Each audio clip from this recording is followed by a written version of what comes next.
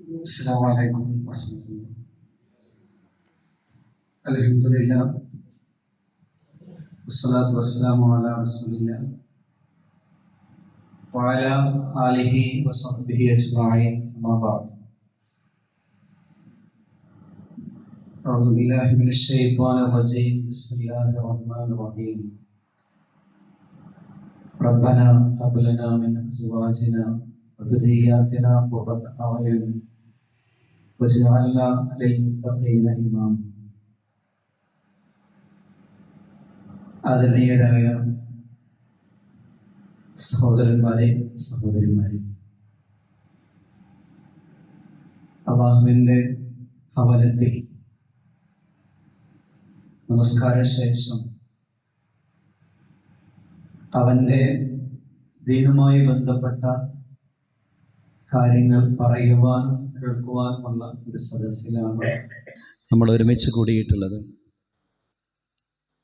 ഈ ഇരുത്തം പറയുന്നതും കേൾക്കുന്നതും അള്ളാഹു നമ്മളിൽ നിന്ന് സ്വീകരിക്കുമാറാകട്ടെ. ഇവിടെ സ്വാഗത ഭാഷണത്തിൽ സുഹൈൽ സാബിർ മൗലവി എന്ന് വളരെ ആദരവോടുകൂടി പരിചയപ്പെടുത്തുന്നത് കേട്ടു. മൗലവി എന്നുള്ളത് മതപണ്ഡിതൻ എന്ന അർത്ഥത്തിലായിരിക്കും ഒരുപക്ഷെ നമ്മൾ ഉപയോഗിക്കാറുള്ളത്. എൻ്റെ വാപ്പ മൗലവിയായിരുന്നു. ഞങ്ങളെ മദ്രസയിലെ സദർ ഉണ്ണിക്കുട്ടി മൗലവി പണ്ട് പറയാറുണ്ട്, വാപ്പ ആനക്കാരനാണെങ്കിൽ വാപ്പാൻ്റെ ചന്തിമ്പ തഴമ്പുണ്ടാവും, അതുകൊണ്ട് മകൻ്റെ ചന്തിമ്പ തഴമ്പുണ്ടാകണമെന്നല്ല. ഞാൻ മൗലവിയല്ല, നിങ്ങളെപ്പോലെ ഒരു സാധാരണ നിങ്ങളൊക്കെ പഠിച്ച അത്രയും മാത്രം മതം പഠിച്ചിട്ടുള്ള മറ്റൊരു വിഷയത്തിലെ അധ്യാപകനാണ്. എന്നേക്കാൾ പ്രബുദ്ധരായി ഞാൻ പറയുന്ന കാര്യങ്ങൾ അറിയുകയും പറയാൻ അറിയുകയും ചെയ്യുന്ന ഒരുപാട് ആളുകൾ സദസ്സിലുണ്ട്. അതുകൊണ്ട് തന്നെ വളരെ പ്രബുദ്ധമായ ഈ സദസ്സിൽ ഒരുപക്ഷെ നമ്മൾ പരസ്പരം അറിയുന്ന കാര്യങ്ങൾ തന്നെ ഒന്ന് പങ്കുവെക്കുക എന്നുള്ളതാണ് ഞാൻ ഉദ്ദേശിക്കുന്നത്. സുകുമാർ അഴീക്കോടിൻ്റെ ഒരു പ്രസംഗത്തിൽ അദ്ദേഹം പറഞ്ഞൊരു കഥ ഓർമ്മ വരികയാണ്. പണ്ടത്തെ ഒരു LP സ്കൂളാണ്. ഒരു അധ്യാപകൻ ക്ലാസ്സിൽ വന്നിട്ട്, പണ്ടത്തെ കാലം കേട്ടോ, പുതിയ കാലമല്ല, ക്ലാസ്സിൽ വന്നിട്ട് കുട്ടികളുടെ കണക്കെടുക്കുകയാണ്. കുട്ടികളോട് ഹിന്ദു കുട്ടികളെല്ലാവരും എഴുന്നേറ്റ് നിൽക്കണം എന്ന് പറഞ്ഞു. അപ്പോൾ ആ ക്ലാസ്സിലൊരു അബ്ദുള്ള കുട്ടിയുണ്ട്. അബ്ദുള്ള കുട്ടിയുടെ തൊട്ടടുത്ത് അവൻ്റെ അടുത്ത സുഹൃത്തായിട്ടുള്ള രാമു ഇരിക്കുന്നത്. രാമു എഴുന്നേറ്റ് നിന്നപ്പോൾ അബ്ദുള്ള കുട്ടി എഴുന്നേറ്റുന്നു. ചെറിയ ക്ലാസ്സിലെ കുട്ടിയല്ലേ, അവർക്കിപ്പോൾ ഹിന്ദു മുസ്ലിം ക്രിസ്ത്യൻ എന്ന് പറയുന്ന അങ്ങനത്തെ വിഭാഗീയതയൊന്നും അറിയുന്നൊരു പ്രായമായിട്ടില്ലല്ലോ.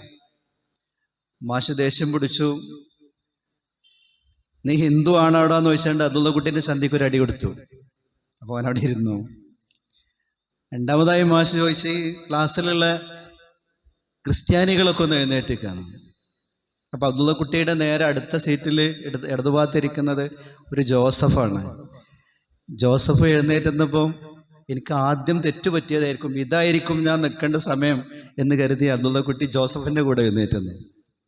അപ്പോഴും കിട്ടി മാഷെടുത്തുന്ന ഒരു അടി. ഈ ക്രിസ്ത്യാനിയാണ് അവിടെ എന്ന് പറഞ്ഞാണ്ട് അടുത്ത ചന്തിക്ക് ഒരു അടി കിട്ടി. ഏതായാലും അബ്ദുള്ള കുട്ടി അവിടെ ഇരുന്ന് മൂന്നാമത്തെ ചോദ്യം, ഈ ക്ലാസ്സിലെ മുസ്ലിം കുട്ടികളൊക്കെ ഒന്ന് എഴുന്നേറ്റിക്കാണ്. അപ്പം അബ്ദുള്ള കുട്ടി ഇങ്ങനെ ചിന്തിക്കാണ്, എൻ്റെ 2 ചന്തിക്ക് ഓരോ അടി കിട്ടി, ഇനി അടി കിട്ടാനൊരു ചന്തി ബാക്കിയില്ലാത്തതുകൊണ്ട് തൽക്കാലം എഴുന്നേറ്റ് നിൽക്കണ്ടെന്ന്. അപ്പോൾ മുസ്ലിം കുട്ടികളെ എഴുന്നേറ്റ് നിൽക്കേണ്ട കൂട്ടത്തിൽ അബ്ദുള്ള കുട്ടി നീറ്റ് നിന്നില്ല. മാഷ് പറഞ്ഞു, നീ മുസ്ലിമായിട്ട് നീ എഴുന്നേറ്റ് നിൽക്കാതിരിക്കാറുണ്ട് വീണ്ടും എഴുന്നേൽപ്പിച്ചാണ്ട് 2 ചന്തിക്ക് ഓരോ അടിയും കൂടി കൊടുത്തു. ഏതാണ്ട് ഇതൊരു കഥയായിരിക്കാം. നമ്മുടെ സമുദായത്തിൻ്റെ അവസ്ഥ ഈ അബ്ദുള്ള കുട്ടിയുടെ അവസ്ഥയിലാണ്. ഇന്ത്യ മഹാരാജ്യത്ത് എന്തിനും ഏതിനും തല്ലുകൊള്ളേണ്ട ഒരു സാഹചര്യത്തിലൂടെയാണ് നമ്മൾ കടന്നു പോകുന്നത്.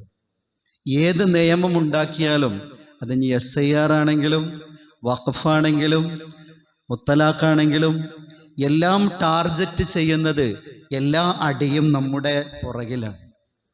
അങ്ങനെ ഒരു കാലഘട്ടത്തിലാണ് നമ്മൾ ബന്ധങ്ങളെക്കുറിച്ച് ചർച്ച ചെയ്യുന്നത്. എനിക്ക് തോന്നുന്നു ബന്ധങ്ങൾ ഏറ്റവും ശക്തമാക്കേണ്ട ഒരു കാലത്താണ് നമ്മൾ ജീവിച്ചുകൊണ്ടിരിക്കുന്നത്. നമുക്കിടയിൽ ഒരുപാട് അഭിപ്രായ വ്യത്യാസങ്ങളുണ്ട്. ഒരുപാട് കാര്യങ്ങളുടെ പേരിൽ നമ്മൾ പരസ്പരം തല്ലുകൂടുന്ന ആളുകളുമാണ്, അല്ലേ? ഇനിയിപ്പോൾ പഞ്ചായത്ത് ഇലക്ഷനാണ്, തദ്ദേശ സ്വയംഭരണ സ്ഥാപനങ്ങളിലേക്കുള്ള ഇലക്ഷനാണ്. വാശിയുണ്ടാകും, വൈരാഗ്യമുണ്ടാകും, രാഷ്ട്രീയമായ ചൂടുണ്ടാകും. അതൊക്കെ ഉണ്ടെങ്കിലും നമ്മൾ പരസ്പരം തല്ലുകൂടുന്നതിൻ്റെ കൂടെ, അല്ലെങ്കിൽ ആ തല്ലുകൂടുന്നത് ഒന്ന് തൽക്കാലം മാറ്റിവെച്ച് ഒന്നിച്ച് നിൽക്കേണ്ട, ചേർന്ന് നിൽക്കേണ്ട ഒരു കാലമാണ് പുതിയ കാലം.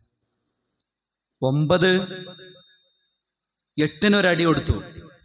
ഞാനാണ് വലുത് പറഞ്ഞത്, ഞാനാണ് ഏറ്റവും വലിയവൻ.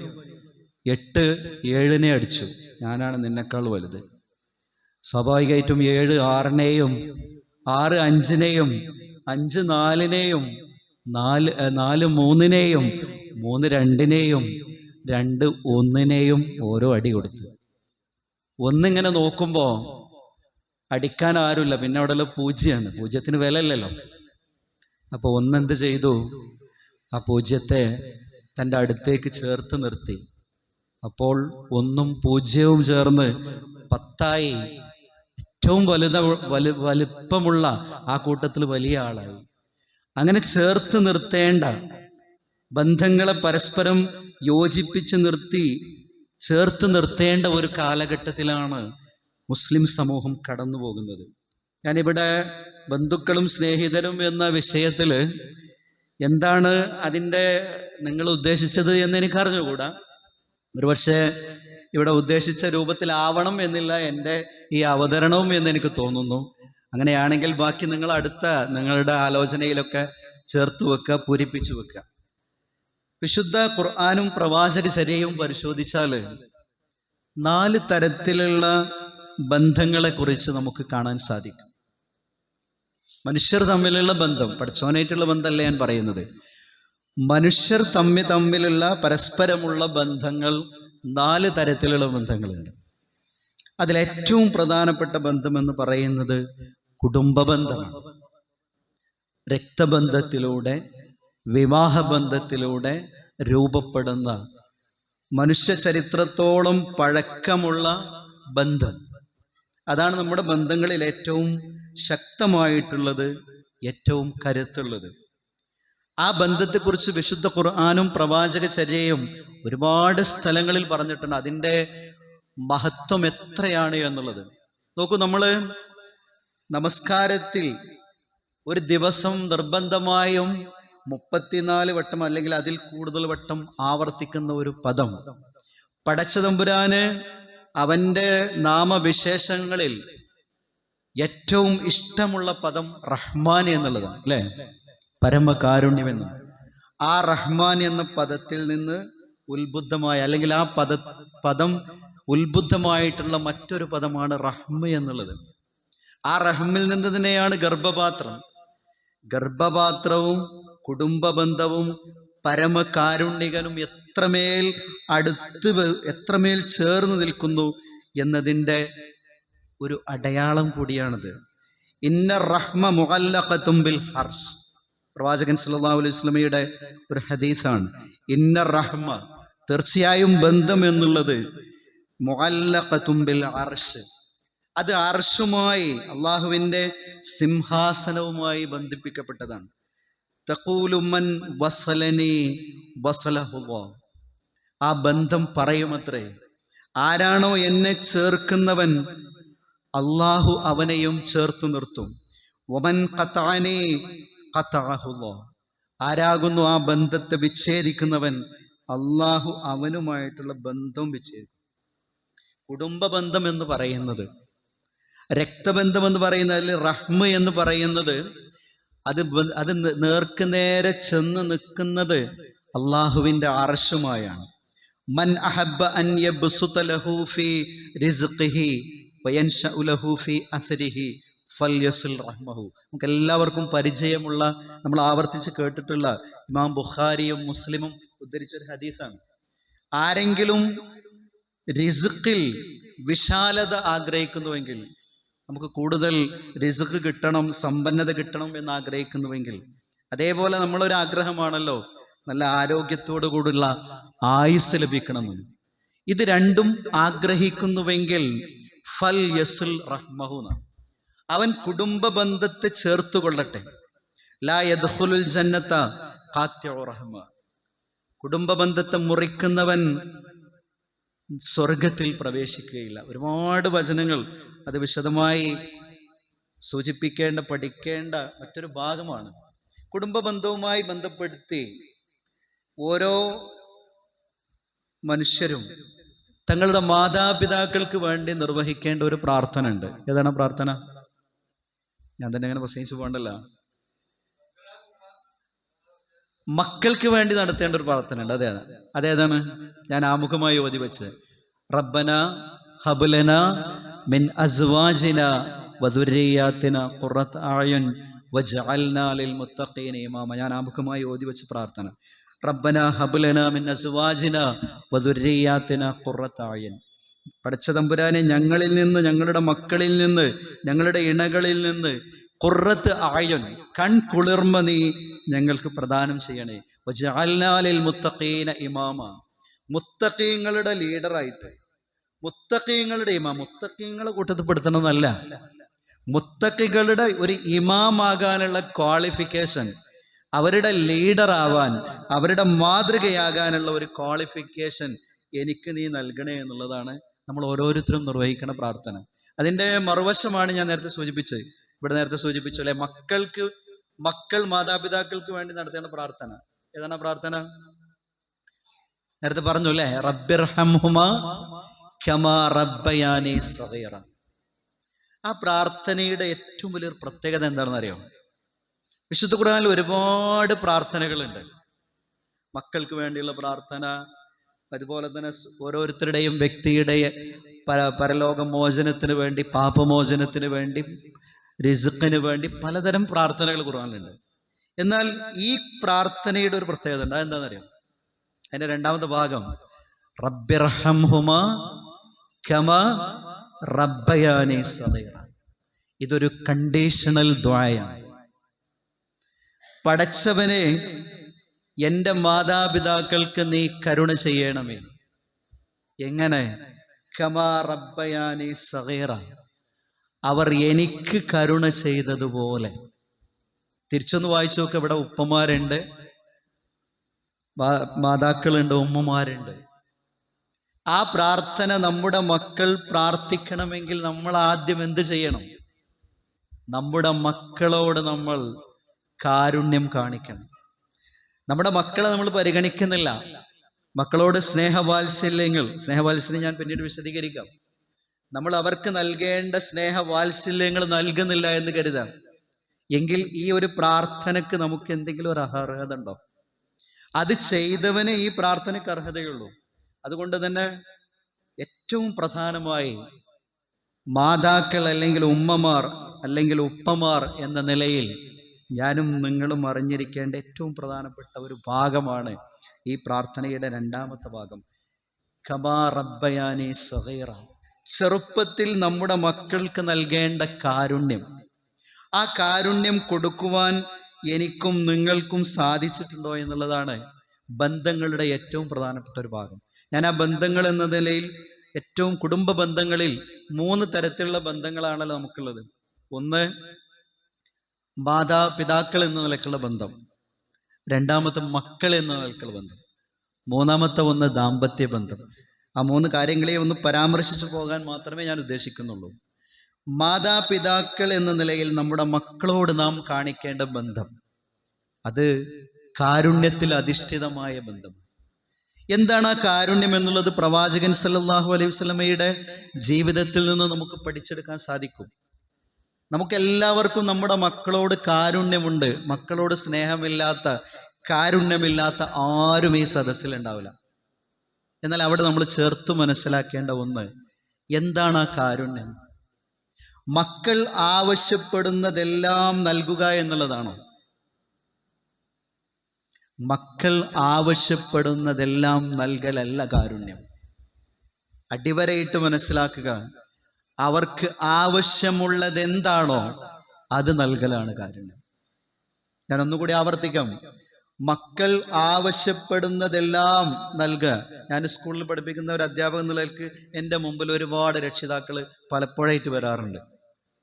ഞാൻ എല്ലാ രക്ഷിതാക്കളോടും പറയുന്ന ഒരു കാര്യം, ഞാൻ +2 പഠിപ്പിക്കുന്നത്, ദയവായി നിങ്ങൾ നിങ്ങളുടെ മക്കൾക്ക് ഒരു +2 കഴിയുന്നത് വരെ സ്വന്തമായി ഒരു മൊബൈൽ ഫോണോ ഒരു സിം കണക്ഷനോ വാങ്ങിക്കൊടുക്കരുത്.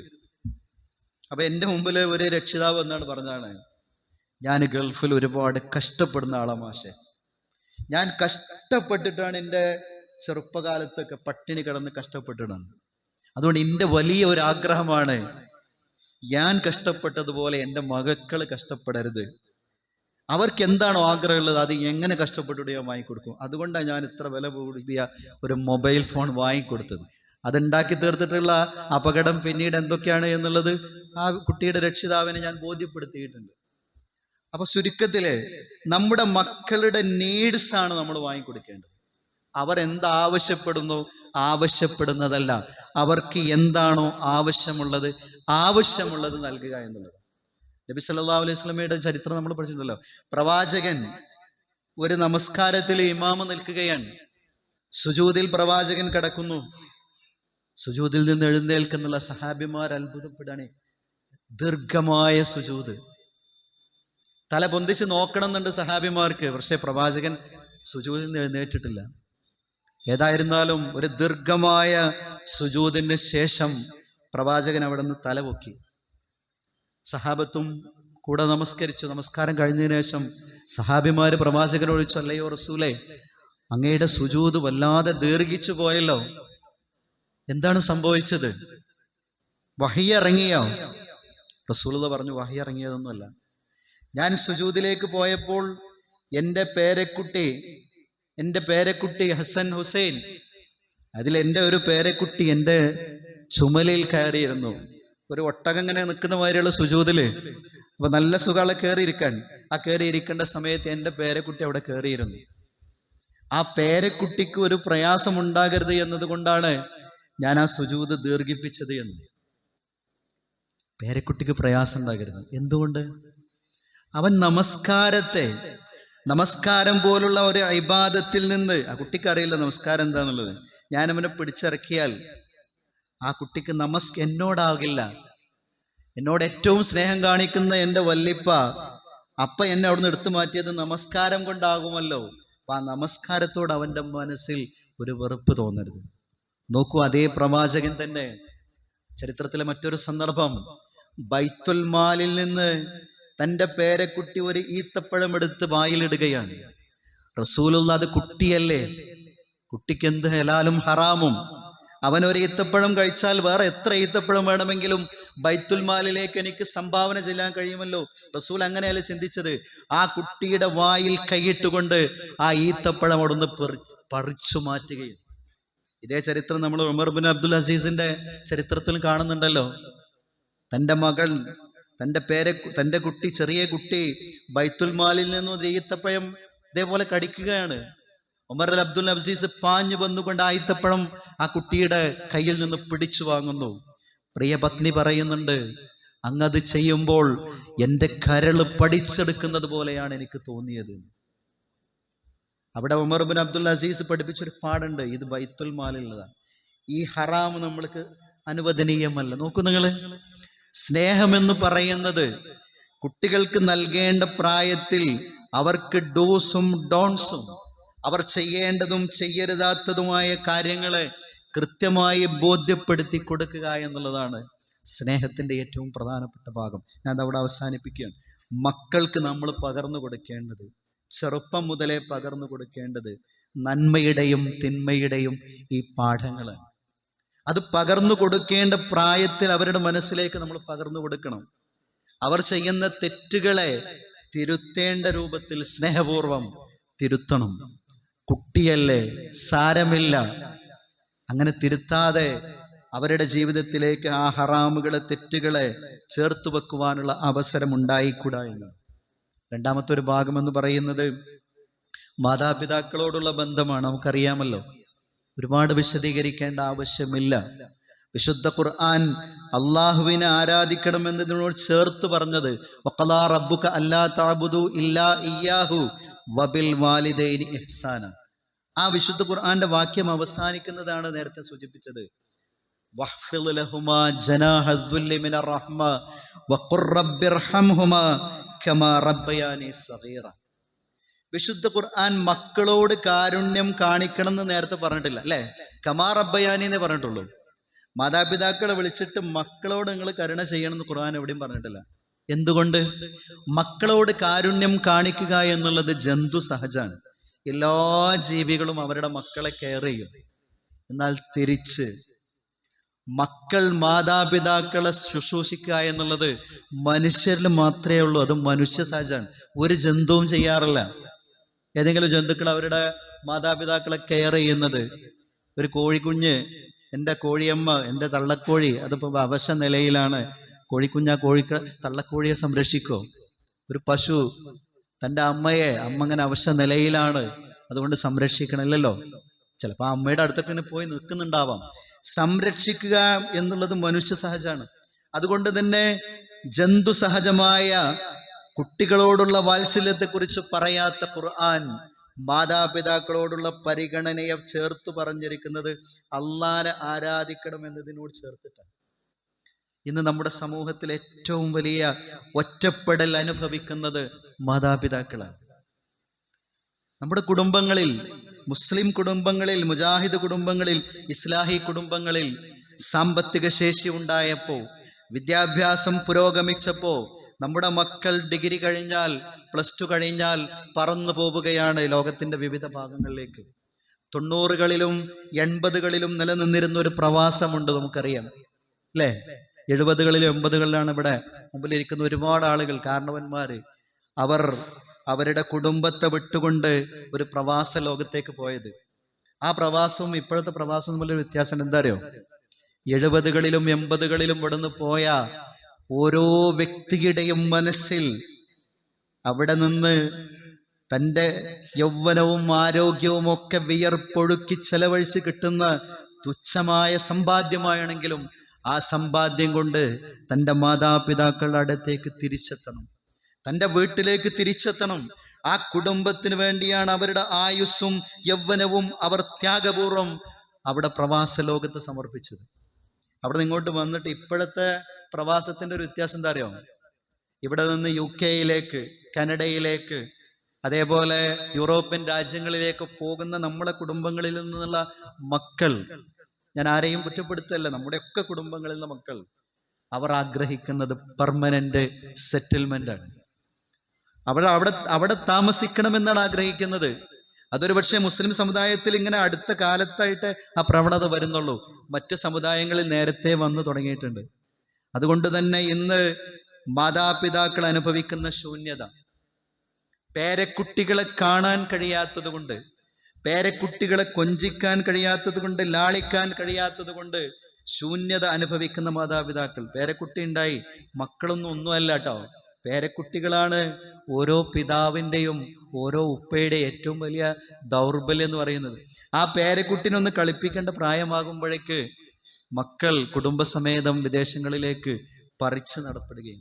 ഇതൊരു യാഥാർത്ഥ്യമാണ്. പക്ഷെ ആ യാഥാർത്ഥ്യത്തിൽ നാം നമ്മുടെ മാതാപിതാക്കളെ മറന്നുകൊണ്ട്, അവരുടെ നൊമ്പരങ്ങളെ മാറ്റിവെച്ചുകൊണ്ടുള്ള ഒരു പ്രവാസത്തെയോ ഒരു പറിച്ചു നടലിനെയോ നമ്മളത് ഗൗരവത്തോടു കൂടി കാണണമെന്നാണ്. TV കൊച്ചുബാവയുടെ ഒരു കഥയുണ്ട്, നിങ്ങളൊക്കെ ചിലപ്പോൾ വായിച്ചിട്ടുണ്ടാവും. വൃദ്ധസദനം എന്നാണ് ആ കഥയുടെ പേര്. ഒരു അമ്മയെ, വളരെ സമ്പന്നനായ മകൻ വൃദ്ധസദനത്തിൽ കൊണ്ടാക്കാണ്. ഈ മകന് ബിസിനസ്സാണ്, പല രാജ്യങ്ങളിലൂടെയുള്ള യാത്രകളാണ്. ഒരു 6 മാസം കൂടുമ്പോൾ മകൻ വരും, അമ്മയുടെ അടുത്ത് വരും. എന്നിട്ട് അമ്മയുടെ അടുത്ത് ചെന്നിട്ട് അമ്മയുടെ അടുത്തിരുന്നുകൊണ്ട് അമ്മയോട് ചോദിക്കും, അമ്മക്ക് എന്തെങ്കിലും ഒരു സമ്മാനം ഞാൻ തരാൻ ആഗ്രഹിക്കുന്നുണ്ട്, എന്താണ് അമ്മക്ക് വേണ്ടത്? അമ്മ പറയും, എനിക്കൊന്നും വേണ്ട, എൻ്റെ കാര്യങ്ങളൊക്കെ നോക്കാൻ ഇവിടെ ആയമാരുണ്ട്, എനിക്ക് മരുന്നൊക്കെ ഇവിടെ ഉണ്ട്, ഭക്ഷണമുണ്ട്, ഒന്നുമില്ല പ്രശ്നം, അതുകൊണ്ട് എനിക്ക് പ്രത്യേകിച്ച് ഒന്നും വേണ്ടയില്ല, നീ പൊയ്ക്കോന്ന് പറഞ്ഞാൽ ആ മകനെ ഓരോ പ്രാവശ്യവും പറഞ്ഞേക്കും. ഓരോ വരവ് ചെല്ലുമ്പോൾ ഈ മകൻ ഇങ്ങനെ ചോദിക്കും, എന്താ അമ്മക്ക് വേണ്ടതെന്ന്. അമ്മ ഒന്നും പറയില്ല. അങ്ങനെ പിന്നെ ഒരിക്കൽ ചെന്ന സമയത്ത് മകൻ പറഞ്ഞു, അമ്മ എന്നെ എല്ലാ പ്രാവശ്യവും ഇങ്ങനെ നിരസിച്ച് പറഞ്ഞേക്കാണ്, അമ്മ ഒന്നും വാങ്ങാതെ. ഇനി അമ്മക്ക് ഇഷ്ടപ്പെട്ട എന്തെങ്കിലും ഒരു സാധനം തരാതെ എനിക്ക് ഇവിടുന്ന് പോകാൻ പറ്റൂല. അവിടെ അമ്മ പറഞ്ഞേ പറ്റൂ അമ്മക്ക് എന്താണ് ഏറ്റവും ഇഷ്ടമുള്ള സാധനം. അപ്പൊ അമ്മ ഇങ്ങനെ ആലോചിച്ചിട്ട് പറഞ്ഞു, നീ എനിക്കൊരു ഫാന് വാങ്ങി തന്നാണ്. അപ്പൊ ഈ മകൻ ഇങ്ങനെ ആലോചിക്കാണ്, ഇതാണോ ഇപ്പൊ അമ്മയുടെ ഏറ്റവും വലിയൊരു ആഗ്രഹം? ഏതായിരുന്നാലും അമ്മ പറഞ്ഞതല്ലേ, അവൻ പുറത്തു പോയിട്ട് കിട്ടാവുന്നതിൽ വെച്ച് ഏറ്റവും മുന്തിയ വില കൂടിയ നല്ല ഒരു ഫാന് കൊണ്ടുവന്ന് അമ്മയുടെ റൂമിൽ ആ ഫാൻ ഇങ്ങനെ ഫിറ്റ് ചെയ്ത് അതിൻ്റെ റിമോട്ടൊക്കെ ഇങ്ങനെ ശരിയാക്കിയിട്ട് അമ്മക്ക് പഠിപ്പിച്ചു കൊടുക്കുകയാണ്. ഇതിങ്ങനെ നെക്കിയാൽ ഫാൻ ഓണാവും, സ്പീഡ് കൂട്ടാൻ ഇതാണ്. അമ്മ ഇതൊന്നും ശ്രദ്ധിക്കുന്നില്ല. അപ്പം മോൻ അമ്മയോടേക്ക്, എന്താ അമ്മ ഇതൊന്നും അമ്മക്കിത് വേണ്ടേ? മോനെ, എനിക്ക് ഫാനിൻ്റെ ആവശ്യമൊന്നുമില്ല. പിന്നെ എന്തിനാണ് അമ്മ എന്നെ കൊണ്ട് ഇത്ര ഒരു ഫാന് വാങ്ങിച്ചത്? മോനെ, എനിക്ക് ഫാന് വേണ്ടെങ്കിലും, ഞാനും നിന്റെ അച്ഛനൊന്നും ഫാനില്ലാതെയാണ് കിടന്നുറങ്ങിയതെങ്കിലും നിനക്ക് ഫാന് വേണ്ടല്ലോ. നിനക്ക് ഫാനോ ഇല്ലാതെ കിടന്നുറങ്ങാൻ പറ്റൂല്ലോ. നിന്റെ മക്കൾ എന്നെങ്കിലും ഇവിടെ ഈ മുറിയിൽ നിന്നെ കൊണ്ടുവന്നാക്കുമ്പോൾ അന്ന് നിനക്ക് ഒരു ഫാൻ ഇവിടെ ഉണ്ടായിക്കോട്ടെ എന്ന് അമ്മ ചിന്തിച്ചാണ്. ഇതൊരു കഥയായിരിക്കും, പക്ഷെ ആ കഥയിലൊരു വല്ലാത്ത മെസ്സേജ് ഉണ്ട്. നാം നമ്മുടെ മാതാപിതാക്കളോട് നൽകേണ്ട പരിഗണനയുടെ സ്നേഹത്തിൻ്റെ ഒരു ഭാഗം.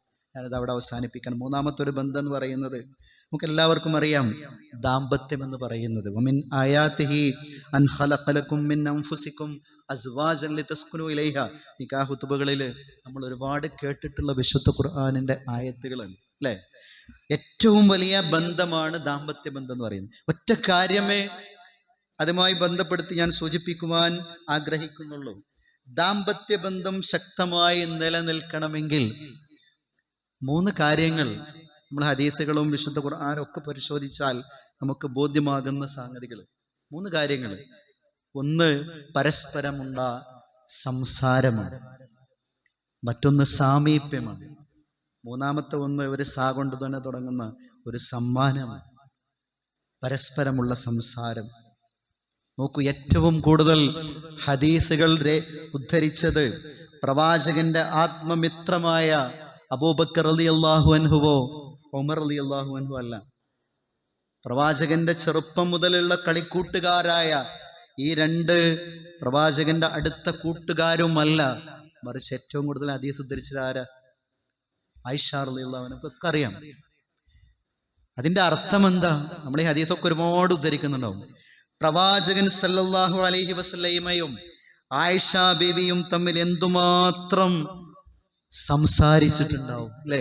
ആ സംസാരമാണല്ലോ ഹദീസായിട്ട്, പ്രവാചകന്റെ വാക്യങ്ങളായിട്ട്, ഉദ്ധരണികളായിട്ട് വന്നിട്ടുള്ളത്. അതിനുമാത്രം അവർ തമ്മിൽ നടന്നിട്ടുള്ള സംസാരം. സമയമാകുന്നു നാം നമ്മുടെ കുടുംബത്തിന് നൽകേണ്ട ഏറ്റവും പ്രധാനപ്പെട്ട ഗിഫ്റ്റ് എന്ന് പറയുന്നത്. സമ്മാനത്തിനും സാമീപ്യം അല്ലെങ്കിൽ സാന്നിധ്യത്തിനും ഇംഗ്ലീഷിൽ ഒരു പദമാണ് പ്രസൻസ് എന്ന് പറയാം അല്ലേ. പ്രസൻസ് പറഞ്ഞാൽ അതിൻ്റെ അർത്ഥം സാന്നിധ്യം എന്നാണ്, സമ്മാനം എന്നുമാണ്. നമ്മുടെ സമയം, പ്രസൻസ് ആണ് ഏറ്റവും വലിയ സമ്മാനം.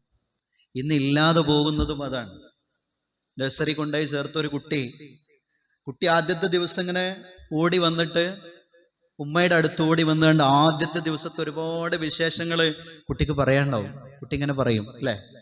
ഉമ്മ ഇങ്ങനെ മൊബൈലിൽ നിൽക്കുന്നു. കുട്ടി കാര്യമായിട്ട് സ്കൂളിലെ വിശേഷങ്ങൾ പങ്കുവെക്കുമ്പോൾ ഉമ്മ അതിൽ മൊബൈൽ, വാട്സപ്പും റീൽസും ഇൻസ്റ്റയിലുമാണ്. ഉമ്മ അത് കേട്ടില്ല എന്നുള്ള മട്ടത്തിൽ കുട്ടിയെ വേഗം പറഞ്ഞു വിടും.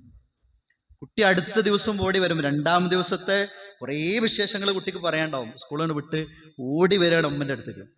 അമ്മ അടുക്കളയിലാവും അല്ലെങ്കിൽ വേറെ എവിടെയെങ്കിലും ആയിരിക്കും. ഉമ്മാൻ്റെ കയ്യിൽ മൊബൈലാണ്. അപ്പോഴും ഉമ്മ കുട്ടി പറയുന്നത് ഇങ്ങനെ കേട്ടു എന്നുള്ള രൂപത്തിലൊക്കെ ഒന്ന് അഭിനയിച്ചിട്ട് ഉമ്മ മൊബൈലിൻ്റെ ലോകത്താണ്. എന്ത് സംഭവിക്കും?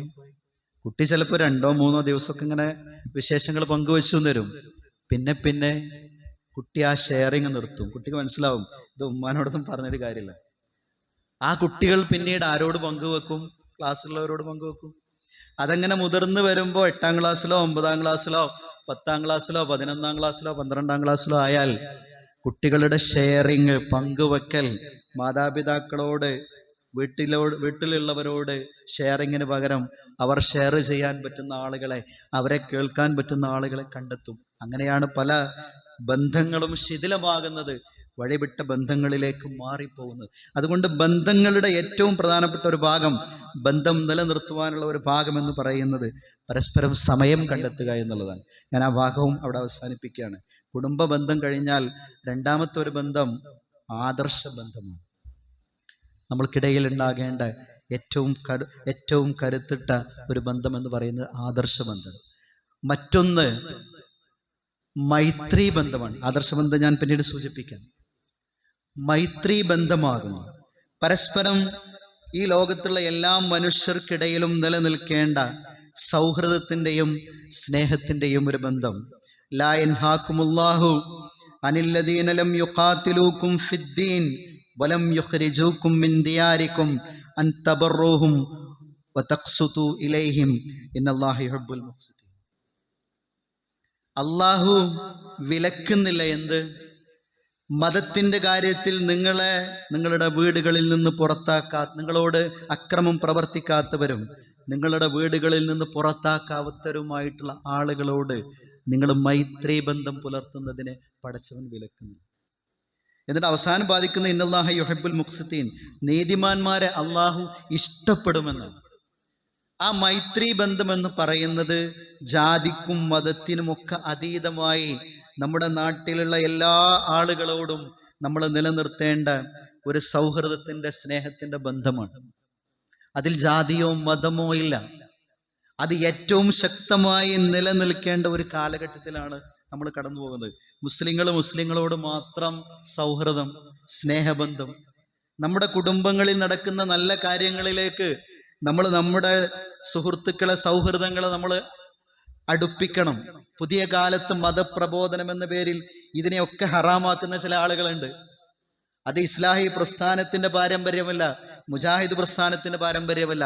ആ പറഞ്ഞതിൻ്റെ അർത്ഥം അള്ളാഹു അല്ലാത്തവരുടെ പേരിൽ ബലിയറുക്കപ്പെട്ടതിനെയും അള്ളാഹു അല്ലാത്തവരുടെ പേരിലുള്ള പൂജയാക്കപ്പെട്ടതിനെയും പോയി കഴിക്കണം എന്നുള്ളതല്ല. അതിനും അപ്പുറത്ത് മാനുഷിക ബന്ധം നിലനിർത്തേണ്ട സൗഹൃദത്തിൻ്റെയും സ്നേഹത്തിൻ്റെയും സന്ദർഭങ്ങളുണ്ടല്ലോ.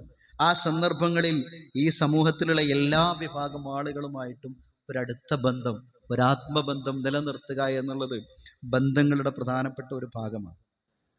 എന്നാൽ പാടില്ലാത്തൊരു ബന്ധമുണ്ട്. അതാണ് നമ്മൾ ബന്ധങ്ങളുടെ കൂട്ടത്തിൽ ഗൗരവത്തോടു കൂടി കാണേണ്ട ഒരു ബന്ധം. യാ അയ്യുഹല്ലദീന ആമനു ലാ തത്തഖിദു അദുവ്വി വഅദുവ്വുകും ഔലിയാ. ഇസ്ലാമിനോട് വ്യക്തമായ ശത്രുത പുലർത്തുന്നവർ, പടച്ചവന്റെ ദീനിനോട് വ്യക്തമായ ശത്രുത പ്രഖ്യാപിച്ചവർ, അവരുമായി ആത്മബന്ധം പാടില്ല. ഞാൻ നേരത്തെ സൂചിപ്പിച്ച മാനുഷിക ബന്ധം എല്ലാവരുമായിട്ടും വേണം. അത് മതത്തിൻ്റെ വിരോധികളുമായിട്ടാണെങ്കിലും മതമുള്ളവരുമായിട്ടാണെങ്കിലും മതമില്ലാത്തവരുമായിട്ടാണെങ്കിലും എല്ലാവരുമായും മനുഷ്യർ എന്ന നിലയിലുള്ള ബന്ധം വേണം. ഒരു മനുഷ്യൻ എന്ന നിലയിൽ നമ്മൾ സഹായം എത്തിക്കേണ്ടടുത്ത്, ഒരു ജീവകാരുണ്യ പ്രവർത്തനം നടത്തേണ്ടടുത്ത്, നമ്മൾ ഇടപെടേണ്ടടുത്ത്, ഓടിയെത്തേണ്ടടുത്ത് എല്ലാ മനുഷ്യരുമായിട്ടും ബന്ധമാണ്. എന്നാൽ നമുക്ക് പാടില്ലാത്തത് അള്ളാഹുവുമായിട്ടും റസൂലുമായിട്ടും ദീനുമായിട്ടുമൊക്കെ പരസ്യമായ ശത്രുത പ്രഖ്യാപിച്ചവരോട് മനസ്സുകൊണ്ട് ആ അകലം കാത്തു സൂക്ഷിക്കണം എന്ന് തന്നെ. അതൊരു പക്ഷേ ഇന്നത്തെ കാലത്ത് ആ ബന്ധം എന്ന് പറയുന്നത് നമ്മുടെ ഫേസ്ബുക്ക് സൗഹൃദങ്ങളാണ്, സോഷ്യൽ മീഡിയ സൗഹൃദങ്ങളാണ്. ദീനിൻ്റെ പ്രത്യക്ഷത്തിലുള്ള ശത്രുക്കളുമായിട്ട് സോഷ്യൽ മീഡിയയിലുള്ള നമ്മുടെ സൗഹൃദ ബന്ധം, നമ്മുടെ ഫ്രണ്ട്സ് സർക്കിളിൽ, ആ ഫ്രണ്ട്സ് സർക്കിളിലൂടെ പലപ്പോഴും അവർ വമിക്കുന്ന ഇസ്ലാം വിരുദ്ധ ആശയങ്ങൾ, നബി സല്ലല്ലാഹു അലൈഹി വസല്ലമ പച്ചയായി തെറി പറയുന്ന മെസ്സേജുകൾ, സന്ദേശങ്ങൾ, നമ്മളെ ഫ്രണ്ട് ലിസ്റ്റിലുള്ള ആൾക്കാർ ഇന്ന ഞാൻ പേരെടുത്തൊന്നും പറയുന്നില്ല, ഇന്ന ആളുകളൊക്കെ മെല്ലെ മെല്ലെ നമ്മുടെ ചെറുപ്പക്കാർ, നമ്മുടെ മക്കൾ, യുവാക്കൾ ഈ സൗഹൃദ വലയങ്ങളിൽ കൂടെ അത്തരം അപകടകരമായ ആശയങ്ങളിലേക്ക് എത്തിപ്പെടാനുള്ള സാധ്യതയുണ്ട്. അതുകൊണ്ട് തന്നെ ആ ബന്ധങ്ങളിൽ നാം ഒരു സൂക്ഷ്മത പുലർത്തേണ്ടതുണ്ട് എന്നാണ് സൂചിപ്പിക്കേണ്ടത്. അപ്പോൾ ബന്ധങ്ങളിൽ ഏറ്റവും പ്രധാനപ്പെട്ട ഒന്ന് കുടുംബ ബന്ധം. ഞാൻ ആദ്യം സൂചിപ്പിച്ച മാതാപിതാക്കളോടുള്ള ബന്ധം, മക്കളോടുള്ള ബന്ധം, ദാമ്പത്യ ബന്ധം. ആ ബന്ധങ്ങൾ നിലനിർത്തുന്നതിന് ഏറ്റവും പ്രധാനപ്പെട്ട ഒന്ന് നാം സമയം നൽകുക എന്നുള്ളതാണ്. മക്കൾക്ക് വേണ്ടി, മാതാപിതാക്കൾക്ക് വേണ്ടി, ഇണകൾക്ക് വേണ്ടി നാം സമയം കണ്ടെത്തുക എന്നുള്ളത്. ആ കണ്ടെത്തൽ മാറിയപ്പോൾ പുതിയ കാലത്ത് കടന്നു വരുന്ന ഒരുപാട് പ്രവണതകളുണ്ട്. ഒരുപക്ഷെ ഞാനും നിങ്ങളൊക്കെ ജീവിച്ച ഒരു 40-ൻ്റെയും 50-ൻ്റെയും 30-ൻ്റെയും അപ്പുറത്തുള്ള ആളുകളുടെ ചെറുപ്പകാലം കുടുംബങ്ങളിലുള്ള ഒരു ബന്ധം ഉണ്ടായിരുന്നു. ഇന്ന് ആ കുടുംബങ്ങളിലുള്ള സ്ഥാനം അപഹരിച്ചിട്ടുള്ളത് എവിടെയാണ്? നമ്മുടെ റീൽസുകളാണ്. ചെറിയ കുട്ടി, ആൽഫ ജനറേഷൻ എന്നാണ് നമ്മുടെ ആ തലമുറയെ നമ്മൾ പറയുന്നത്.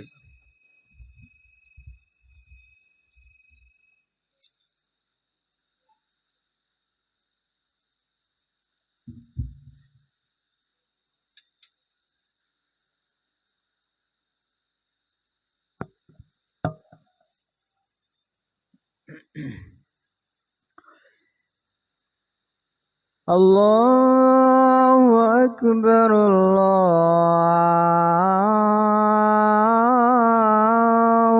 അക്ബർ അല്ലാഹു അക്ബർ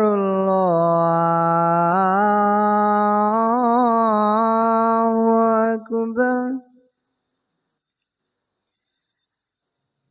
أشهد أن لا إله إلا الله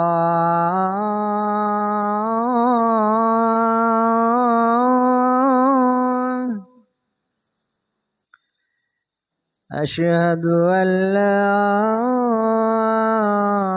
إله إلا الله أشهد أن محمدا رسول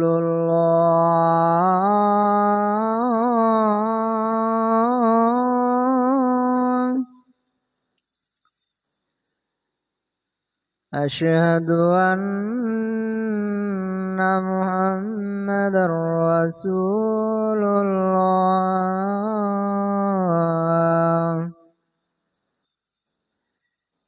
حي على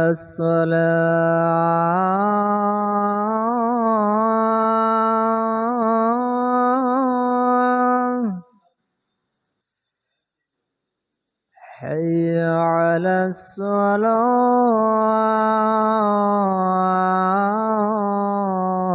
الصلاة حي على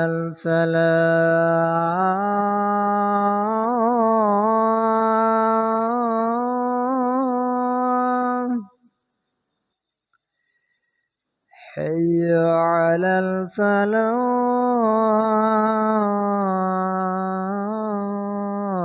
الفلاح الله أكبر الله أكبر لا إله إلا الله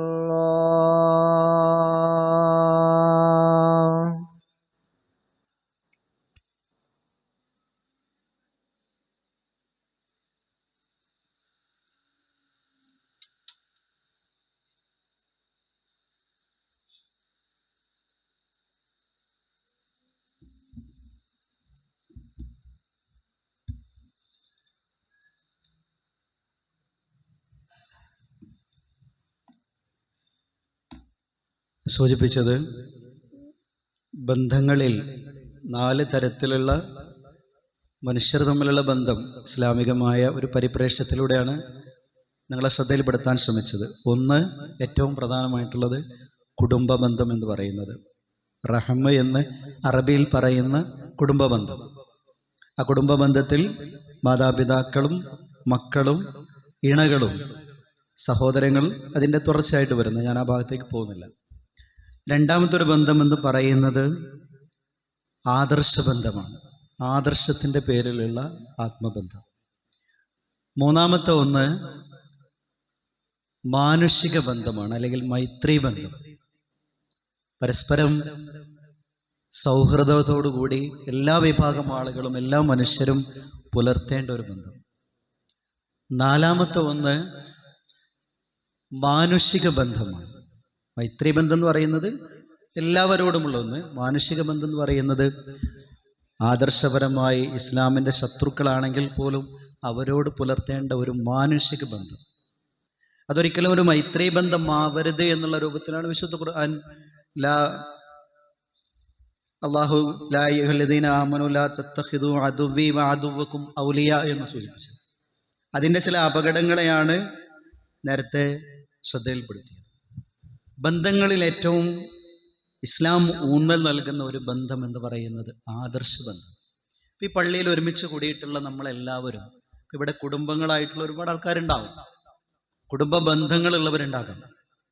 പക്ഷെ അതിനേക്കാളൊക്കെ ശക്തമാണ് ഒരു ആദർശത്തിൻ്റെ അനുയായികൾ എന്ന നിലയിൽ നമുക്കിടയിൽ ഉണ്ടാകേണ്ട ആത്മബന്ധം എന്ന് പറയുന്നത്.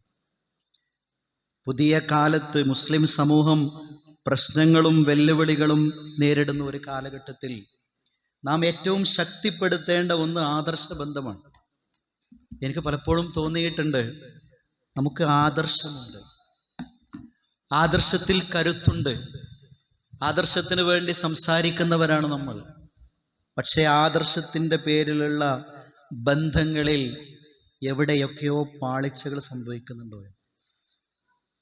കേരളത്തിൻ്റെ മുക്കുമൂലകളിൽ നൂറുകണക്കിനായ ആദർശ പ്രസ്ഥാനത്തിൻ്റെ സംവിധാനങ്ങൾ ഉയർന്നു വന്നത് ഓരോ പ്രദേശത്തുമുള്ള ഒറ്റപ്പെട്ട പ്രവർത്തകർ തമ്മിലുണ്ടായിരുന്ന അങ്ങേയറ്റത്തെ ആത്മബന്ധം കൊണ്ടാണ്. എൻ്റെ ഉപ്പയുടെ മൂത്ത 2 മക്കൾ വളരെ ചെറുപ്പത്തിൽ മരണപ്പെട്ടിട്ടുണ്ട്. അബ്ദുൽ കരീം എന്നാണിരുന്നു ഒരു കുട്ടിയുടെ പേര്. ആ കുട്ടി ചെറുപ്പത്തിലെ ഒരു നടക്കാൻ കഴിയുന്ന പ്രായമായപ്പോൾ കുട്ടി മരിച്ചിട്ടുണ്ട്. രണ്ടാമതൊരു കുട്ടി ഉണ്ടായപ്പോഴും അബ്ദുൽ കരീം എന്ന പേരിട്ടു. ആ കുട്ടിയും ഉപ്പയോടൊപ്പം കളിച്ചു നടക്കുന്ന പ്രായത്തിലാണ് മരണപ്പെട്ടത്. ഉമ്മ പറഞ്ഞു കേട്ടിട്ടുണ്ട്, ആ കുട്ടിയുടെ രണ്ടാമത്തെ കരീമിൻ്റെ മയ്യത്ത് കുളിപ്പിച്ച് പള്ളിയിൽ കൊണ്ടുവന്ന് വെച്ച് മെമ്പറിൻ്റെ തൊട്ടപ്പുറത്ത് വെച്ചിട്ട് ഇപ്പ ഖുതുബ നിർവഹിച്ചിട്ടുണ്ട്. ഒരു പിതാവ് എന്ന നിലയിൽ ചെറുപ്പത്തിൽ മരിച്ചു പോകുന്ന ഒരു കുട്ടിയുടെ മരണത്തിൽ ഉപ്പാക്ക് എന്തുമാത്രം സങ്കടം ഉണ്ടായിട്ടുണ്ടാവും, ഉപ്പയുടെ ഉള്ളിൽ എന്തുമാത്രം വിങ്ങലുണ്ടായിട്ടുണ്ടാവും. പക്ഷെ അതൊന്നും പ്രകടിപ്പിക്കാതെ ഉപ്പ അന്ന് ഖുതുബ നിർവഹിച്ചിട്ടുണ്ട്. എന്നാൽ അതേ ഉപ്പ പൊട്ടിക്കരഞ്ഞൊരു സന്ദർഭം, ഉപ്പയുടെ വന്യ ഗുരുനാഥൻ പറപ്പൂർ അബ്ദുറഹ്മാൻ മൗലവി മരണപ്പെട്ടു എന്ന വാർത്ത കേട്ടപ്പോഴും ഉപ്പയെ ഈ തൗഹീദിൻ്റെ ആദർശത്തിലേക്ക് വഴി തെളിയിച്ചത് പറപ്പൂർ അബ്ദുറഹ്മാൻ മൗലവിയാണ്. അതൊരു ചരിത്രമാണ്. ഞാൻ ആ ഭാഗത്തിലേക്ക് പോയാൽ ഒരുപാട് ചരിത്ര സംഭവങ്ങൾ പറയാനുണ്ട്. സ്വന്തം വീട്ടിൽ നിന്ന് ആദർശത്തിൻ്റെ പേരിൽ ഇനി രാത്രി ഭക്ഷണമില്ല, ഇവിടെ നിന്ന് ഭക്ഷണമില്ല എന്ന് പറഞ്ഞ് പുറത്താക്കിയപ്പോൾ ഉസ്താദ് എന്ന് പറപ്പൂർ അബ്ദുറഹ്മാൻ മൗലവിക്ക് ഏതോ വീട്ടിൽ നിന്ന് കൊടുത്തയക്കുന്ന ഭക്ഷണത്തെ പകുത്തു വെച്ചുകൊണ്ട് പകുതി തൻ്റെ ശിഷ്യന് കൊടുത്ത പറപ്പൂർ അബ്ദുറഹ്മാൻ മൗലവി, അദ്ദേഹമാണ് ഉപ്പയെ മുജാഹിദാക്കിയത്.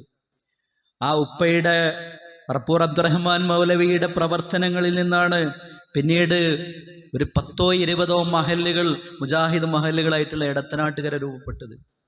ആ ആദർശ ബന്ധം, പറപ്പൂർ അബ്ദുറഹ്മാൻ മൗലവിയുമായിട്ടുള്ള ബന്ധം, സ്വന്തം മക്കൾ 2 പേരും മരണപ്പെട്ടപ്പോഴും കരയാതിരുന്ന ഉപ്പ നിയന്ത്രണം വിട്ട് കരഞ്ഞത് പറപ്പൂർ അബ്ദുറഹ്മാൻ മൗലവിയുടെ മരണ വാർത്ത കേട്ടപ്പോൾ.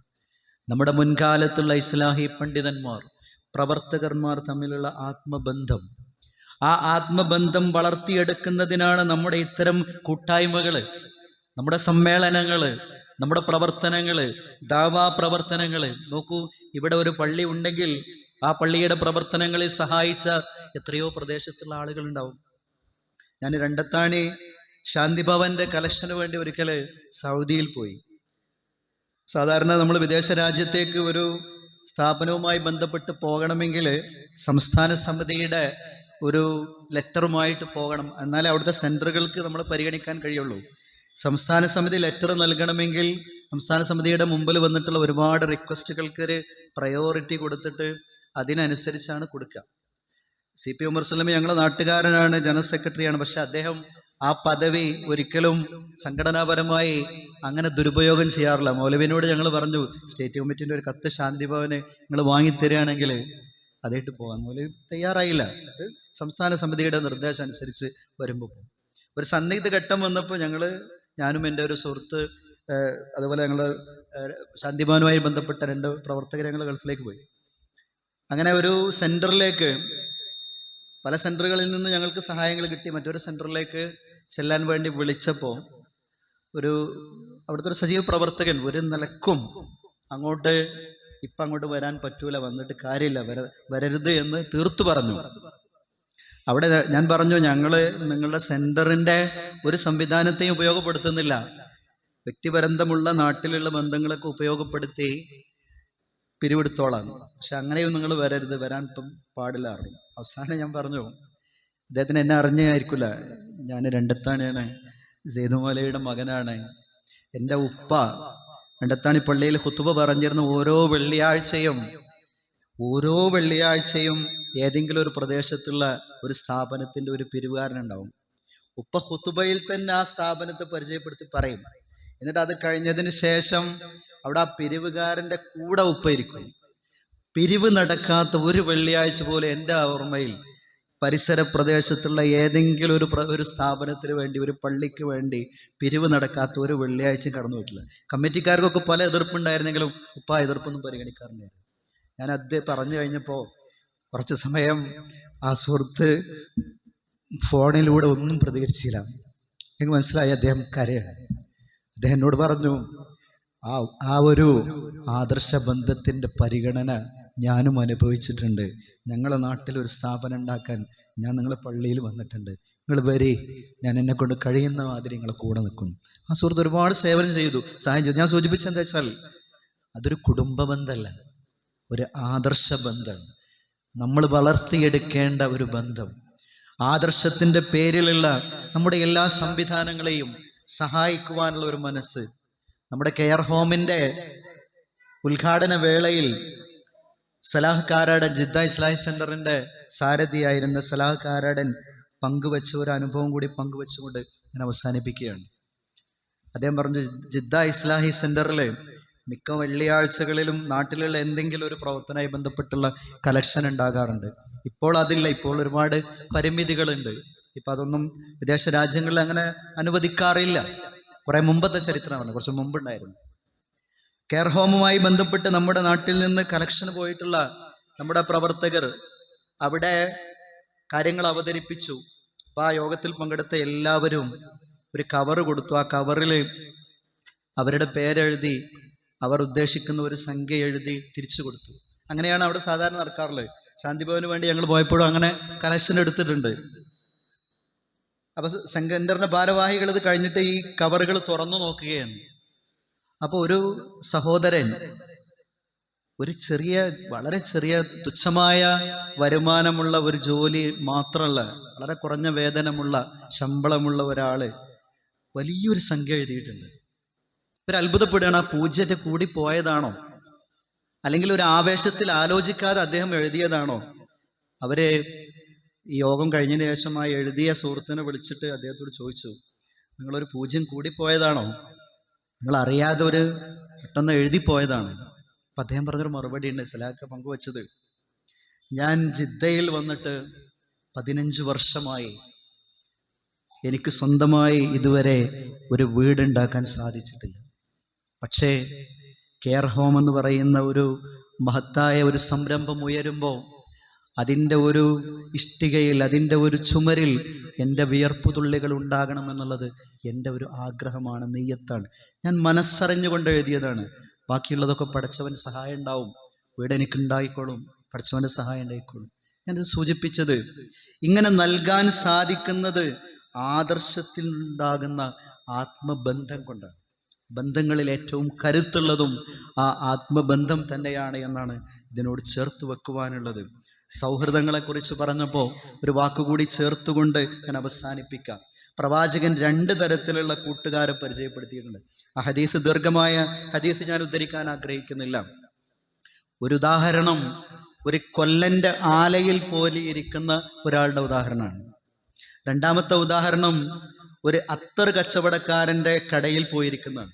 എന്തിനാ റസൂലുള്ള ഈ ഉദാഹരണം പറഞ്ഞത്?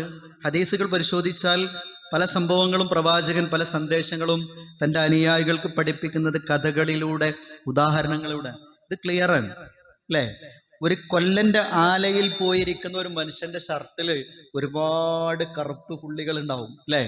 ഒരുപാട് ഭാഗത്ത് ഷർപ്പിന് ചെറിയ ഓട്ടുണ്ടാവും. സ്ഥിരമായിട്ട് അവിടെ ഇരിക്കുന്നതെങ്കിൽ, കാരണം അതിൻ്റെ ഉള്ളിൽ നിന്ന് തെറിക്കുന്ന ആ ചൂടുള്ള അതിൻ്റെ തരികളൊക്കെ വീണ് ഷർട്ടാകെ ചിന്നിയിട്ടുണ്ടാവും, കരിയും പൊടിയൊക്കെ ഉണ്ടാവും അല്ലേ? ഒരു വർക്ക് ഷോപ്പിൽ ജോലി ചെയ്യുന്ന ഒരാളുടെ ഷർട്ട് നമ്മൾ നോക്കിയാൽ അറിയാലോ. എന്നാൽ ഒരു അത്തർ കച്ചവടക്കാരൻ്റെ കൂടെ ഇരുന്നാൽ മതി, അവൻ അവിടുന്ന് പുറത്തു വരുമ്പോഴും ആ സുഗന്ധം അവൻ്റെ ശരീരത്തിലാവും. കൂട്ടുകാരെ തിരഞ്ഞെടുക്കുമ്പോൾ ഇത് നമ്മുടെ ജീവിതത്തിൽ വളരെ പ്രധാനമാണ്. പ്രത്യേകിച്ചും ഈ കൂട്ടുകാർ എന്ന് പറയുന്നത് ഏറ്റവും വലിയ ഒരു പ്രേരകമായി തീരുന്ന ഒരു പ്രായമെന്ന് പറയുന്നത് കൗമാരമാണ്, അഡോളസെൻ്റ്. സ്കൂളിൽ ഒരുപാട് പ്രശ്നങ്ങൾ നിരന്തരം ഞങ്ങൾ അധ്യാപകർ എന്ന നിലയിൽ ഓരോ ദിവസവും ഡീൽ ചെയ്യാറുണ്ട്. എല്ലാ രക്ഷിതാക്കളും പറയുന്ന ഒരു പരാതി എന്താ അറിയാം? ഒരു 7ാം ക്ലാസ് 8ാം ക്ലാസ് ചിലപ്പോൾ 10ാം ക്ലാസ് വരെ കുട്ടി മകൻ എന്നോട് വലിയ സ്നേഹമായിരുന്നു, അടുപ്പായിരുന്നു. ഇപ്പം എന്ത് പറഞ്ഞാലും തട്ടിക്കീരാണ്. ഒരു 11-ലെത്തിയാൽ ഒരു 12-ലെത്തിയാൽ അവൻ ഏറ്റവും വലുത് അവൻ്റെ കൂട്ടുകാരാണ്, പിയർ ഗ്രൂപ്പ്. അതൊരു സത്യമാണ്. അഡോളസൻ പീരീഡിൽ മാതാപിതാക്കളെക്കാൾ മക്കളെക്കാൾ നമ്മുടെ കൂട്ടുകാരെ സ്വാധീനിക്കുന്നത് അവരുടെ സമപ്രായക്കാരുടെ സംഘമാണ്. അടിവരയിട്ടുകൊണ്ട് ഈ ക്ലാസ്സിൽ നിന്ന് ഒരു മെസ്സേജായിട്ട് നിങ്ങൾക്ക് നൽകാൻ ഉദ്ദേശിക്കുന്നതാണ്. നമ്മുടെ മാതാപിതാക്കൾ പറയുന്നതിനേക്കാൾ രക്ഷിതാക്കൾ പറയുന്നതിനേക്കാൾ അധ്യാപകർ പറയുന്നതിനേക്കാൾ ആ മക്കൾക്ക് ഏറ്റവും വിലപ്പെട്ടത് അവരുടെ സമപ്രായക്കാരാണ്. അതുകൊണ്ട് ആ സമപ്രായക്കാരുടെ സംഘം തിരഞ്ഞെടുക്കുമ്പോൾ ദീനുള്ള സംഘത്തിൽ എൻ്റെ മകൻ വേണമെന്ന് നിർബന്ധം നമുക്ക് വേണം. എൻ്റെ മകൻ MSMന്റെ പ്രവർത്തകനാകണം, ഇസ്ലാഹി പ്രവർത്തനത്തിൻ്റെ വേദിയിൽ ഉണ്ടാകണം. അത് കുറെ കാലം കഴിഞ്ഞിട്ട് നെഞ്ചത്തടിച്ച് കരഞ്ഞിട്ട് കാര്യമില്ല. എൻ്റെ നാട്ടിൽ MSMൽ ചേർക്കാൻ വേണ്ടിയിട്ട് വീട്ടിൽ മെമ്പർഷിപ്പ് വെക്കാൻ വന്നപ്പോൾ നിങ്ങളൊക്കെ ഒന്ന് നന്നായിട്ട് വരും, എന്നിട്ട് മതി മെമ്പർഷിപ്പ് എന്ന് പറഞ്ഞ എൻ്റെ ഒരു സുഹൃത്തിനെ എനിക്കറിയാം. നിങ്ങളിങ്ങനെ തമ്മിൽ തല്ലലൊക്കെ നിർത്തിയിട്ട് ഒന്ന് നന്നായിട്ട് വരും. അങ്ങനെ നന്നായിട്ട് വന്നിട്ട് മെമ്പർഷിപ്പ് എടുക്കാൻ വിചാരിക്കുന്നവർക്ക് ഈ ദുനിയാവിൽ സംഘടനയ്ക്ക് വേണ്ടിയോ പ്രസ്ഥാനത്തിന് വേണ്ടിയോ ഒന്നും ചെയ്യാനില്ല, അതൊക്കെ കഴിഞ്ഞിട്ടുണ്ട്. ദീനിൽ എന്നും ചർച്ചകളും അഭിപ്രായങ്ങളൊക്കെ ഉണ്ടാവും. അതെല്ലാം തീർന്നിട്ടേ ഇനി ദൈവ പ്രവർത്തനമുള്ളൂ വെച്ചാൽ വീട്ടിലിരിക്കാം. ഞാൻ അദ്ദേഹത്തോട് പറഞ്ഞ്, അദ്ദേഹം എടുക്കാൻ തന്നതായില്ല. ആ സുഹൃത്ത് വർഷങ്ങൾക്ക് ശേഷം എന്നോട് പറഞ്ഞിട്ടുണ്ട്, നിങ്ങളെ ഒന്ന് MSMന്റെ പരിപാടിക്ക് എൻ്റെ മോനെ കൊണ്ടുപോയി, മോൻ്റെ കൂട്ടുകെട്ട് അങ്ങനെയാണ്. നമ്മൾ ഉണ്ടാക്കിയെടുക്കേണ്ട പ്രായത്തിൽ, നമ്മുടെ മക്കൾക്ക് കൂട്ടുകാരെ തിരഞ്ഞെടുക്കാൻ കഴിയുന്ന പ്രായത്തിൽ അവരുടെ സമപ്രായക്കാരുടെ സംഘം നമ്മുടെ MSMന്റെ പ്രവർത്തകരുടെ ആ കൂട്ടായ്മയിലാണെങ്കിൽ അൽഹംദുലില്ലാ മക്കളുണ്ടാവും. എനിക്ക് നിങ്ങളുടെ മുമ്പിൽ വളരെ സന്തോഷത്തോടു കൂടി ഇന്ന് പറയാൻ കഴിയുന്ന ഒരു കാര്യം, എൻ്റെ മകനെ ഞാൻ അങ്ങനെ വളർത്തിയോണ്ട് ഇന്ന് ഈ നിമിഷം വരെയും എനിക്ക് അവനെക്കുറിച്ച് അഭിമാനം. നാളത്തെ പഠിച്ചവനറിയാം. കരിപ്പൂർ സമ്മേളനത്തിന് മെസ്സേജ് എക്സിബിഷൻ നടക്കുമ്പോൾ അവനിവിടെ അടുത്തൊരു എൻട്രൻസ് കോച്ചിങ് സ്ഥാപനത്തിൽ പഠിക്കണം. ഒരു ദിവസം ഒന്ന് വളണ്ടിയറായിട്ട് പോകട്ടെ എന്ന് അവൻ എന്നോട് ഒന്ന് ചോദിച്ചു. ആയിക്കോട്ടെ, ഒരു ദിവസം പോയിക്കോന്ന് പറഞ്ഞു. പിന്നീട് ആ മെസ്സേജ് എക്സിബിഷൻ്റെ ഓരോ ദിവസവും അവൻ്റെ കോച്ചിങ് ഇൻസ്റ്റിറ്റ്യൂട്ടിൽ നിന്ന് ക്ലാസ് കഴിഞ്ഞാൽ ഇങ്ങോട്ട് യൂണിവേഴ്സിറ്റിയിലേക്ക് ബസ് കയറും. എന്നിട്ട് അവിടെ നിന്ന് കിട്ടുന്ന ബസ്സിൽ പോന്നിട്ട് നേരെ 2 മണി വരെ മെസ്സേജ് എക്സിബിഷനിലെ അവിടെ ഇട്ടവർ ഡെമോൺസ്ട്രേറ്ററായി അതിൻ്റെ ഉള്ളിൽ അവൻ പ്രവർത്തിക്കും. രാവിലെ ഒന്ന് ഉറങ്ങാൻ ചിലപ്പോൾ 1 മണിക്കൂർ 1/2 മണിക്കൂർ ഉറങ്ങിയിട്ട് പിറ്റേന്ന് ക്ലാസ്സിലേക്ക് പോകും. അത്രമേൽ അതിനോടൊരു ആത്മബന്ധം നമ്മുടെ ആ MSMന്റെ മെസ്സേജിലൂടെ നമ്മുടെ കുട്ടികളുടെ മനസ്സിലേക്ക് ഉണ്ടാക്കിയെടുക്കാൻ സാധിച്ചിട്ടുണ്ട്. ഇങ്ങനെയുള്ള പ്രവർത്തന രംഗത്ത് കൂട്ടായ്മയിൽ നമ്മുടെ മക്കൾ ഉണ്ടാവുക എന്നുള്ളത് ഇതല്ലാത്തൊരു പരിഹാരമല്ല കേട്ടോ. നമ്മളിതൊക്കെ കഴിഞ്ഞിട്ട് കുറേ വയലുകൊണ്ട് ഖുതുബ കേൾക്കുന്നുണ്ട്, പെരുന്നാക്കുണ്ട്, നമ്മളെ പള്ളിയിൽ കറക്റ്റായിട്ടുണ്ട്.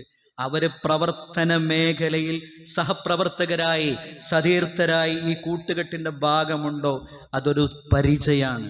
നമ്മൾ ആ ഒരു ബന്ധത്തെ കൂടുതൽ ഊട്ടിയുറപ്പിക്കണം എന്ന് മാത്രം സൂചിപ്പിച്ചുകൊണ്ട് ബന്ധങ്ങളുമായി ചേർത്ത് പറഞ്ഞ ഈ വിഷയങ്ങളെയൊക്കെ ഒന്ന് ഒരു തർത്തീബിൽ പറയാനൊന്നും സാധിച്ചിട്ടില്ല. ഞാൻ ആദ്യം സൂചിപ്പിച്ചതുപോലെ ഈ വിഷയത്തിൽ നിന്ന് നിങ്ങൾ എന്താണ് പ്രതീക്ഷിക്കുന്നത് എന്ന് എനിക്കും തന്നെ അങ്ങനെ ഒരു പ്ലാൻ ചെയ്യാൻ സാധിക്കാത്തത് കൊണ്ട് ചെറിയ ചിന്തകൾ ഇങ്ങനെ പങ്കുവെച്ചു പോയി. ബന്ധങ്ങളിൽ നമ്മൾ ഊന്നി നിൽക്കേണ്ട നമ്മുടെ കുടുംബ ബന്ധത്തെ ശക്തിപ്പെടുത്തുക, അതിനേറ്റവും പ്രധാനം സമയം കൊടുക്കുക എന്നുള്ളത്. സമയം നമുക്ക് മാറ്റിവെക്കാൻ സാധിക്കണം. ഇന്ന് നമ്മുടെ കൈകളിൽ സമയമുണ്ട്. എത്ര തിരക്കുണ്ടെങ്കിലും പ്രിയപ്പെട്ടവരെ, നമ്മുടെ ഭാര്യയുടെ മുമ്പിൽ, നമ്മുടെ ഇണയുടെ മുമ്പിൽ ആ തിരക്ക് പറയരുത് എന്ന് ഞാൻ എന്നോടും നിങ്ങളോടും ഒക്കെ ഓർമ്മപ്പെടുത്തുകയാണ്. എനിക്കൊരുപാട് തിരക്കുണ്ട് എന്ന് എൻ്റെ പ്രിയപ്പെട്ട ഭാര്യയോട് പറയരുത്. അവൾക്ക് വേണ്ടി ഒരു സമയം മാറ്റി വെക്കാൻ കഴിഞ്ഞാൽ അതിൻ്റെ താഴെ ബാക്കി എല്ലാ തിരക്കുണ്ടാകാൻ പാടുള്ളൂ. അതിൻ്റെ അർത്ഥം ബാക്കിയൊക്കെ മാറ്റി വെക്കണമെന്നല്ല, സമയം കൊടുക്കാൻ നമുക്ക് കഴിയും. സമയമാണ് ഇന്ന് കൊടുക്കേണ്ട ഏറ്റവും വലിയ സമ്മാനം എന്ന് പറയുന്നത്. മക്കൾക്ക്, ഇണകൾക്ക്, മാതാപിതാക്കൾക്ക്, നമ്മുടെ പ്രിയപ്പെട്ടവർക്ക് ബന്ധങ്ങൾ നിലനിർത്തുവാനുള്ള ഏറ്റവും പ്രധാനപ്പെട്ട ഒന്ന്. അതോടൊപ്പം പ്രാർത്ഥനയും, റബ്ബന ഹബ്ലനാ എന്നുള്ള പ്രാർത്ഥന ഓരോ നമസ്കാരത്തിന് ശേഷവും നമ്മുടെ മക്കൾക്ക് വേണ്ടി നമ്മൾ പ്രാർത്ഥിക്കണം. പടച്ചോൻ സ്വീകരിക്കുന്ന പ്രാർത്ഥനകൾ കൂട്ടത്തിൽ പറഞ്ഞതാണ് മക്കൾക്ക് വേണ്ടി മാതാപിതാക്കൾ നടത്തുന്ന പ്രാർത്ഥന, മാതാപിതാക്കൾക്ക് വേണ്ടി മക്കൾ നടത്തുന്ന പ്രാർത്ഥന. രണ്ടാമത്തെ ഒരു ബന്ധം ഞാൻ നേരത്തെ സൂചിപ്പിച്ച ആദർശ ബന്ധം. മൂന്നാമത്തെ ഒന്ന് നമ്മുടെ പരസ്പരം മനുഷ്യരെന്ന നിലയിൽ പുലർത്തേണ്ട ബന്ധം. നാലാമത്തെ ഒന്ന് നാം സൂക്ഷ്മത പുലർത്തേണ്ട മതവിരോധികളുമായിട്ട്, നമ്മുടെ ദീനിനെ തകർക്കുന്ന, നമ്മുടെ ഈമാൻ നഷ്ടപ്പെടുന്ന സാഹചര്യങ്ങളുമായിട്ടുള്ള ബന്ധം. അത് ബോധപൂർവം. നമ്മളൊരു പക്ഷേ നല്ല നിസ്കരിക്കുന്ന ആളായിരിക്കും, നമ്മുടെ നല്ല നിസ്കരിക്കുന്ന കുടുംബമായിരിക്കും. ഇതിനോടൊക്കെ താല്പര്യമില്ലാത്ത ഒരു ബന്ധത്തിൻ്റെ കൂടെ പോയിട്ട് പിന്നെ മെല്ലെ മെല്ലെ നമ്മളിൽ നിന്ന് ഈമാൻ ചോർന്നു പോകുന്നത്, അതും നമ്മൾ സൂക്ഷിക്കണം. സൗഹൃദങ്ങൾ തിരഞ്ഞെടുക്കുമ്പോൾ നമ്മുടെ ഓൺലൈനിലാണെങ്കിലും സോഷ്യൽ മീഡിയയിലാണെങ്കിലും നമ്മുടെ ദീനീ ജീവിതത്തിന് അനുഗുണമായ സൗഹൃദങ്ങളെ തിരഞ്ഞെടുക്കുവാൻ നാം ശ്രദ്ധിക്കുക. പടച്ച തമ്പുരാൻ നമ്മളിൽ നിന്ന് സ്വീകരിക്കുമാറാകട്ടെ. അറിഞ്ഞും അറിയാതെയും നമ്മളിൽ നിന്ന് വന്നുപോയ എല്ലാ തെറ്റുകുറ്റങ്ങളും പടച്ച തമ്പുരാൻ പുറത്ത് മാപ്പ് നൽകുമാറാകട്ടെ. നാളെ മരണപ്പെടുമ്പോൾ, എവിടെ വെച്ച് മരണപ്പെടുകയാണെങ്കിലും നമ്മുടെ ആഖിറു കലാം, നമ്മുടെ ആഖിബത്ത്, അത് ഏറ്റവും നല്ലതായി പടച്ച തമ്പുരാൻ നമ്മളിൽ നിന്ന്, നമ്മളെ ഈ ലോകത്ത് നിന്ന് വിട പറയുന്നവരുടെ കൂട്ടത്തിൽ ഉൾപ്പെടുത്തി അനുഗ്രഹിക്കുമാറാകട്ടെ. മുസ്ലിം സമൂഹം ലോകത്തെല്ലായിടത്തും പരീക്ഷണങ്ങൾ നേടുകയാണ്. ലോകത്തിൻ്റെ വിവിധ ഭാഗങ്ങളിൽ, നമ്മുടെ ഇന്ത്യയുടെ വിവിധ ഭാഗങ്ങളിൽ എല്ലായിടത്തും പരീക്ഷണം നേരിടുമെന്നുള്ളത് ഖലഖൽ മൗത വൽ ഹയാത ലിയബ്ലുവകും അയ്യുകും അഹ്സനു അമല എന്നുള്ളത് വിശുദ്ധ ഖുർആനിൻ്റെ പ്രഖ്യാപനമാണ്. പരീക്ഷണമില്ലാതെ മുസ്ലിം സമൂഹത്തിന് ജീവിക്കാൻ സാധിക്കുകയില്ല. ആ പരീക്ഷണങ്ങളിൽ ഈമാനോടുകൂടി, കരുത്തോടുകൂടി, അഭിമാനബോധത്തോടുകൂടി ആ പരീക്ഷണങ്ങളെ നേരിടുവാനുള്ള തൻ്റെ ഇടവും തൗഫീഖും കരുത്തും ഈമാനും പടച്ച തമ്പുരാൻ നമുക്കേവർക്കും പ്രദാനം ചെയ്യുമാറാകട്ടെ.